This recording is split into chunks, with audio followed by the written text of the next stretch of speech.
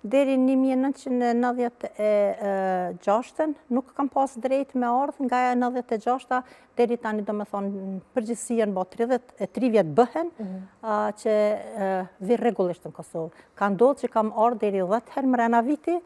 Deri 10 herë mrena viti? Shumë shpesh, se gjithçka na lidhi si me Kosovë edhe mu edhe familjen time. Si kanë qenë për ty këto vite? Larg Kosovës, po themi.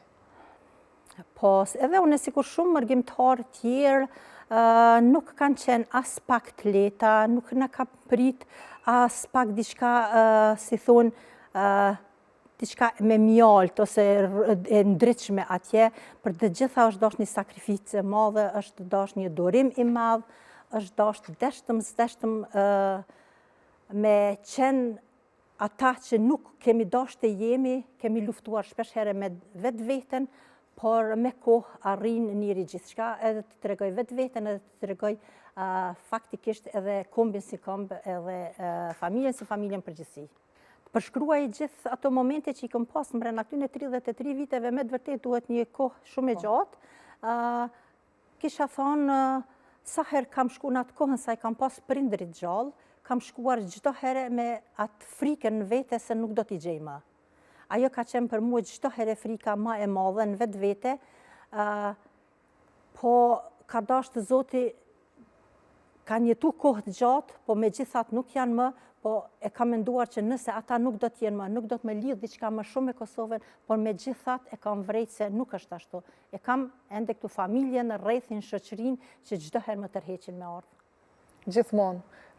Po kujtimet mbesin, pa dyshim, pa marrë parasysh situatave me të cilat përballemi. Kujtimet sikur disi e kanë një sirtar të vetin, edhe në memorje tonë, edhe në shpirt, edhe në zemër, ato e kanë atë sirtarin e vetë që mbeten gjithherë.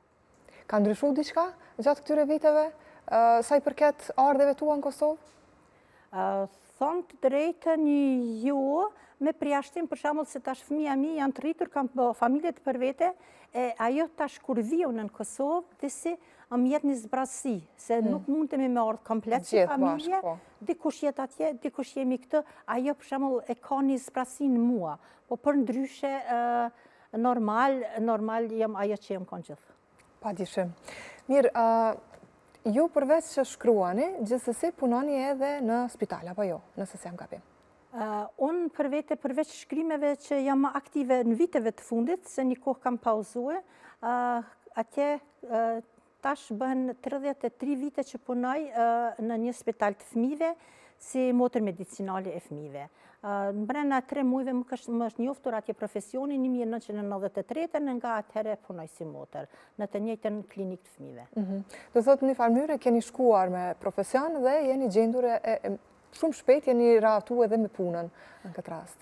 Faktikisht unë këtu kam studiu mjekësinë, s'kam mujt me përfundu në përgjithësi. E shkollën e mesme pa ta kryet mjekësi, e kam pas kryet mjekësi si pediatri, dhe tanaj me shkollët mesme jam punësu atje edhe kam betur ashtu. S'ka ngel peng? Studimet për fatkeq kanë betur vetëm ondra, pa përfundu. Pa përfundu. Nuk të është dhënë mundësia, apo thjesht jeta e ka marrë kahjen e vetë dhe nuk është se ke gjetur kohë apo mundësi për të vazhdu studimet. Edhe të kam betë peng që nuk i ke përfundu? Nga njëherë ne e duam atë që nuk mund të realizohet, se jeta i ka aty drejtimet e veta, valët e veta që deshtëm nesës, deshtëm na orienton në atë drejtim. Kam met peng, thonë drejten, që shumë herë më kanë thënë edhe fëmija, atë që unë nuk e kam krye kërkoj të fëmija mi, por ka desh Zoti ata kanë bo studimet i kanë krye, edhe për një farmyre ma kam plëcu dëshirën që unë se kam mujt me arrit, ata e kanë arrit. Po, për mes një lloj pasqyrimi tek fëmijët. Kanë zgjedhur ndonjëri prej tyre profesionin e mjekësisë? Vajza ka zgjedhur profesionin drejtim të mjekësisë, djemt jo. Kjo besoj të ka gëzu, sa do pak... Normal. Një farmyre më ka dhonë forcë edhe më jep që besa përsëri forcë, komunikoj me zveti shumë, diskutoj me zveti shumë, normal për ato për ditëshmëri, smundjet për ditëshmëri që ajo jep mendimin e vetë, unë jep mendimin tim, po me gjithat e gjejmë atë pikën e përbashkët.